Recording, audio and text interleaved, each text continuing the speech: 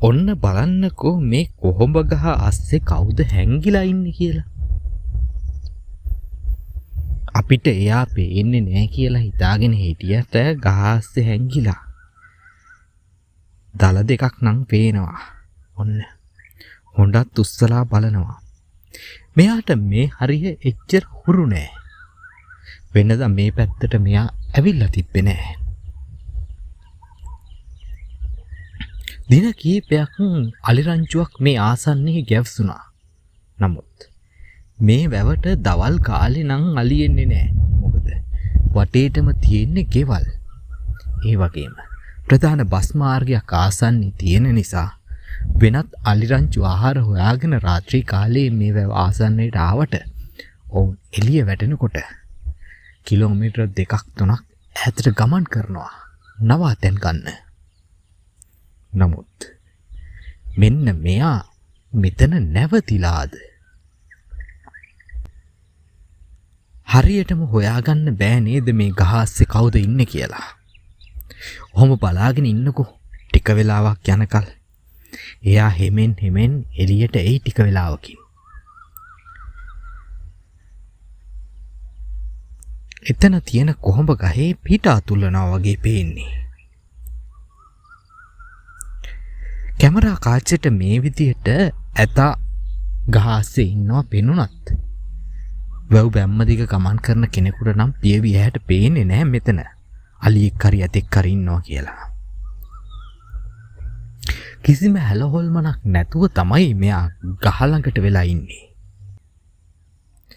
ඕමනාවෙන් කවුරු හරි බැලුවොත් නම් හොයාගන්න පුළුවන්. වෙනදා මේ කාලෙට මේ වගේ පුංචි වැව්වල වතුර රැඳෙන්නේ නැහැ. වතුර ගොඩක් අඩු වෙනවා. නමුත් පහුගිය මාසවල ඇතිවෙච්ච වර්ෂාව නිසා මේ පාර වතුර අඩු වෙලා නැහැ පුංචි වැව්වලත්. ඔන්න බලන්නකෝ. හිමෙන් සැරේ මූණ පෙන්නනවා යා ගහ අස්සේ ඉඳන්. මේ ඉන්නේ වෙන කවුරුවත් නෙමෙයි. වසර කීපයක ඉඳන් කලා වැවේ ඉඳන් ගල්ගමුව පැත්තට එන මංගල. මංගල පහුගිය කාලේ 2021 වර්ෂයේ විතර පාලු කඩවල වැවට ආපු වෙලාවක කාවන්තිස්ස මහ ඇතත් එක්ක ගැටුමක් ඇති කරගත්තා. හැබැයි ඒ ගැටුමෙන් තුවාල ලැබුවේ මෙන්න මේ මංගල. ඊට පස්සේ මෙයා ටිකක් ගැටුම් වලට එන්නේ නැතුව ටිකක් හොරෙන් වගේ හැංගිලා වගේ තමයි හිටියේ.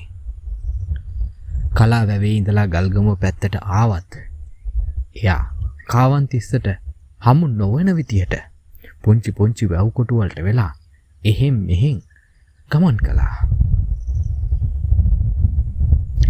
ඇතෙක්ගේ තියෙන්න ඕන ගාම්භීරත්වය ලස්සන මෙන්න මෙයාගේ අපූර්වට තියෙනවා. ලොකු දල දෙකක් තිබ්බේ නැතත් එයාට පිරිපුන් ශරීරයක් තියෙනවා. කම් පළල් කරගෙන ලස්සනට බලාගෙන ඉන්නවා. නමුත් සමහර වෙලාවට මේ බැල්ම භයානකයි. මංගල කියලා කියන්නේ ජූලි මාසෙ වෙනකොට මද කිපෙන ඇතෙක්. පහුගිය වසරෙත් මේ වගේ කාලේ මෙයා හිටියේ ගල්ගමුවේ තමයි.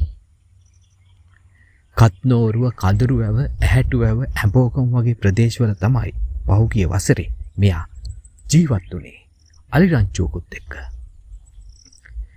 මද සමය අවසන් වුණාට පස්සේ ඔක්තෝබර් මාසෙ වගේ වෙනකොට මෙයා නැවත කලා වැව පැත්තට ගියා.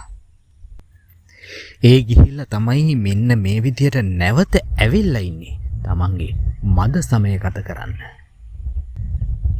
අලියත්තු ගැන උනන්දු ඔබ දන්නවා. හීලෑ අලියෙක් ඇතෙක් වුණත් මද කිපෙනකොට ගස් බැඳලා තියෙනවා මාස 2-3ක්ම.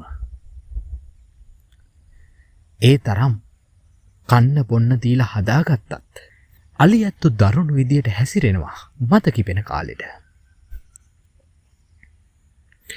එතකොට මේ වගේ නිදහසේ කැලේ ඉන්න සතෙක් කොයි තරම් දරුණු විදියට හැසිරෙන්න පුළුවන්ද? කලා වැව පැත්තෙන් ගල්ගමුවට ආපු මේ මංගලට අභියෝග ගොඩක් තියෙනවා. මේ ගල්ගම ප්‍රදේශයට එනවා තබ්බෝව විල්පත්තුව දැදුරුවේ නිම්නේ ඉහළ කොටසේ අලියැත්තු. ඒ විතරක් නෙමෙයි මේ කහල්ල පල්ලි කැලේ ආශ්‍රිතව ගල්ගමුව ප්‍රදේශයේ කාලෙක ඉඳන් ජීවත් වෙන අලියැත්තුත් ඉන්නවා. ඔවුන්ගෙනුත් කොටසක් මේ කාලෙට මද කිපෙනවා.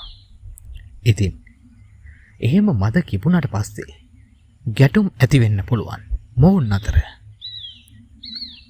වෙනත් ප්‍රදේශයකින් පිරිමි සතෙකුට ලං වෙන්න දෙන්නේ නෑ මේ ප්‍රදේශයේ ඉන්න ගැහැණු සතුන් ළඟට. ඔන්න ඔය විදිහට තමයි මේ වන සතුන්ගේ ගැටුම් ඇති වෙන්නේ.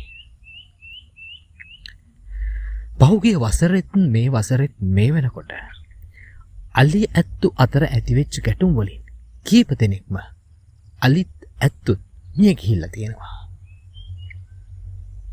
සමහර විට මිනිස් ජීවිතත් අහිමි වෙන්නේ මේ වගේ මද කිපිච්ච අලියෙක්ගේ ඇතෙක්ගේ පහර දීමකින් වෙන්න පුළුවන්.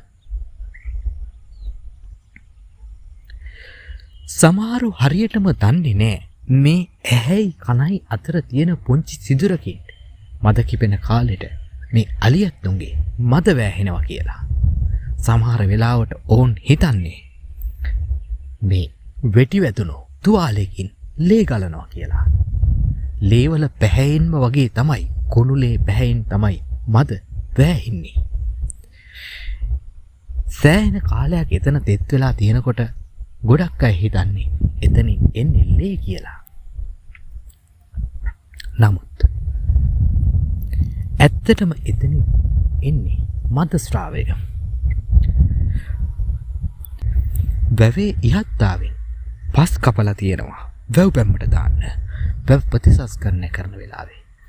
අන්න ඒ විදියට පස් කපපු තැනකින් තමයි මංගල වැවට බහින්න උත්සාහ කළේ. ඇතාට වැව පුරුදු නැති නිසා එයා නාන්න කියලා බැහැපු තැන වැරදුනා. ඉදිරි පාද දෙක තියලා බැලුවා. නමුත් ඔහුට බහින්න පුළුවන් කමක් නැහැ. එතන ටිකක් ගැඹුරුයි. ඒ නිසා නැවත පාද දෙක අරගෙන එතනින් වෙනත් තැනකට ගමන් කරන්න තමයි මේ හදන්නේ. මේ වගේ අලියැත්තෝ අපි ආරක්ෂා කරගන්න ඕනේ. අපේ රටට ඩොලර් ගේන්න පුළුවන් සම්පත් තමයි මේ. අලියැත්තුන්ගෙන් හැමදාම දුක් විඳින මිනිස්සු තමයි ගල්ගමු ප්‍රදේශයේ ජීවත් වෙන්නේ. මේ අලියැත්තුන්ගෙන් ආදායමක් ලබන්න පුළුවන් වැඩපිළිවෙලක් නිර්මාණය කරලා දෙන්න තමයි අපි මේ අලියැත්තුන්ගේ වටිනාකම ලෝකයට කියන්නේ. අලියැත්තුන්ට ජීවත් වෙන්න සුදුසු පරිසරයක් නිර්මාණය කරලා දීලා ගොවීන්ගේ අත මිට සරු වෙන විදිහට කුෂිකාර්මික කටයුතු කරගන්න ඉඩ හදලා දෙන්න ඕනේ. රෑ දවල් දෙකම කුඹුරු රැකගන්න වගාපින් රැකගන්න ගොවියෝ මේ ප්‍රදේශවල වෙහෙසෙනවා. අලියැත්තු තමන්ගේ ආහාර අවශ්‍යතාවය සම්පූර්ණ කරගන්න උත්සාහ කරන්නෙත් අන්න ඒ කුඹුරු වලට වගාපින් වලට ගිහිල්ලා.